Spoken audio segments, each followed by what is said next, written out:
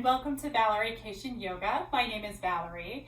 Today in our Asana masterclass, we will be working with Eagle Pose. Eagle Pose is a balance that is oftentimes challenging as we hover on one foot, cross the legs across each other, and also cross the arms in an opposing direction. So this can create a spiral in the body that when balanced can be very interesting to explore, but when out of balance might leave us feeling a bit disconnected from the pose. So I'm going to show you some ways we can get into it on the mat, and then we'll rise up to our full potential in our Eagle Pose.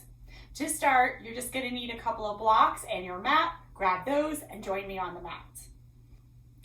So to start, let's work with the upper body in this pose. I'm going to work with the arms and just see what our range of motion in the arms is. You can sit back on your heels or sit on a block or two, or even sit in cross-legged seat. We're going to reach the arms out in front of us, palms face each other, and just start to bend the elbows, draw the thumbs back to the tops of the shoulders and re-extend. Almost like an air traffic controller signal, right? Back and forth. And I want you to feel how the elbows respond, what's going on with wrists and hands as you draw back. Next time, just come into those Barbie arms where fingertips are up, elbows are bent, and then start to bring the arms in a little closer and then release, maybe even wider than shoulders, and then back to get closer and further away. Why we're doing this is I don't want to assume that this pose is going to be coming to you in any specific way. We just want to kind of feel into this. Now, as you get closer, if that feels manageable, now you're going to extend the arms and cross the arms in front and then extend out, maybe really wide so we can get a bigger stretch and back and forth. You'll want to alternate which arm is on top. And then start to bend the elbows as you cross over. Just check to see how that feels for you. And the next time you cross with, say, your right arm on top, give yourself a hug or wrap your fingertips around your shoulders. Lift the elbows, lower the elbows. Lift and lower the elbows. Do that one more time. And then release the arms, reach out. Opposite arm on top, that left now, hug and lift and lower the arms. If you feel resistance, it might be that this is where you start from, right? You want to work into those eagle arms. So you're going to reach the arms out again, have your right arm on top, give a hug, pause in between, lift the arms up. So first the forearms are parallel-ish, and then begin to wrap the forearms around each other and press your palms together. The fingertips don't have to touch, but you could be working in that direction. And then you'll lift the elbows and lower the elbows down. I want you just to feel how this feels, right side and left side in your body.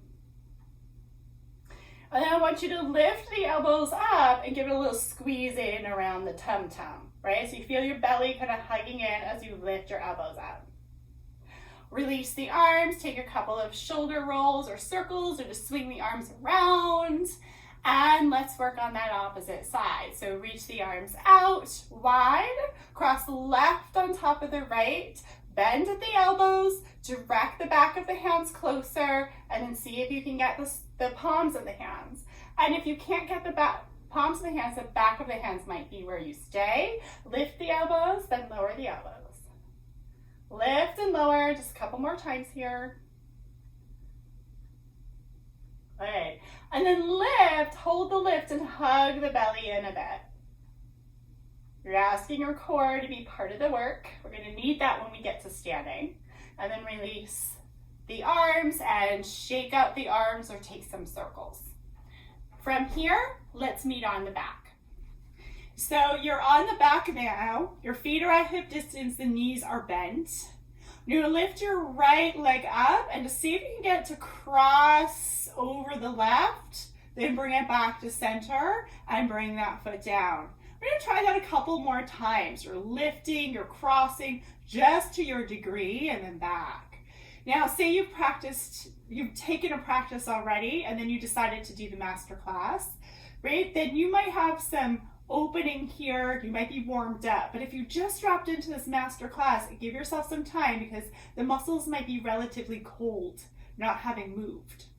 Let's try that same movement on the left. Lift the foot up, cross it over the center line, back to center and down. Don't worry about, like, we really want the hip to be moving here, but don't worry about what's going on with your foot and knee quite yet.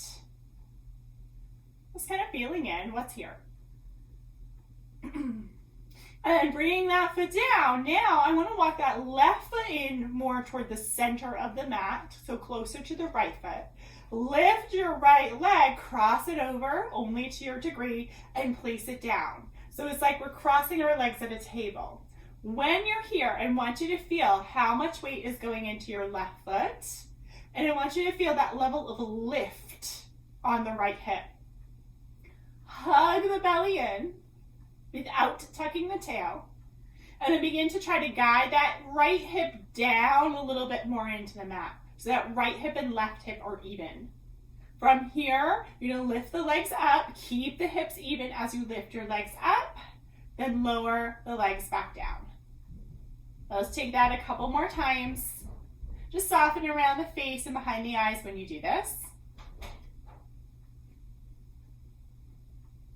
And the next time the feet are down, you're going to unwind that cross, bring soles of the feet together and knees out wide, just a counter stretch.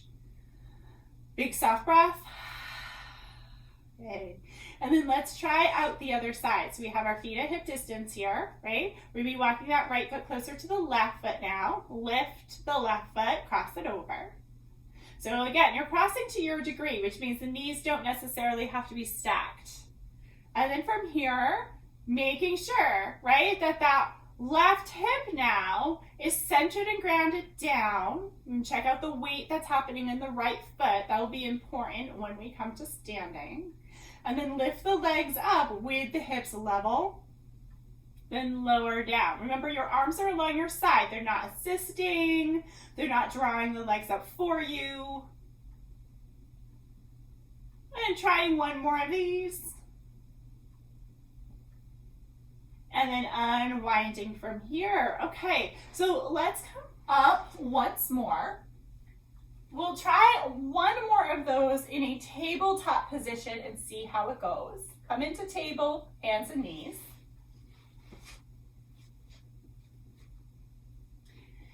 We're going to take the left knee and just bring it closer to the right. Lifting the right up and over. And then spread the feet out wide and bring our hands on over toward the left. From here, a little rocking back and forth. You might feel the left knee lift up away from your mat and then come back to center. As you rock, you might find you need to adjust your hands in a different way. You want your hips to be level as you rock. So if one hip starts to slide over to one side, you're no longer level, all right? And then shift, hold, pause. Breathe into the sides of the hips. Because as much as this is a standing pose, we need that open space in the glutes to be able to hold this. And then come back to center. Keep the legs as they are, but you're going to squeeze your legs in close together and then release them. Squeeze and release. Try it one more time. And then unwind. And if you want to take any movements between sides, I suggest rocking back and forth and opening the front of the body by sliding the hips down and then back again. Alrighty, let's try the other side. So tabletop, make it neutral. Walk your right knee more into the center. Lift your left, cross it on over, feet wide. Walk your hands toward the right. And then start to rock. And make sure those feet are wide. Kind of like open scissors wide, right?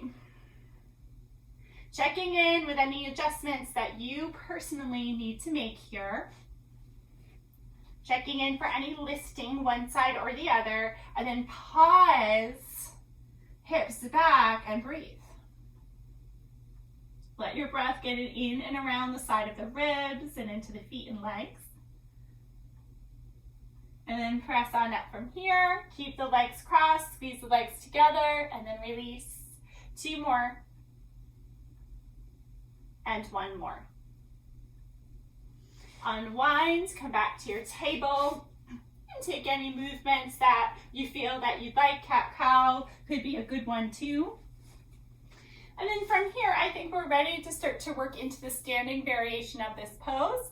Meet me in your Tadasana.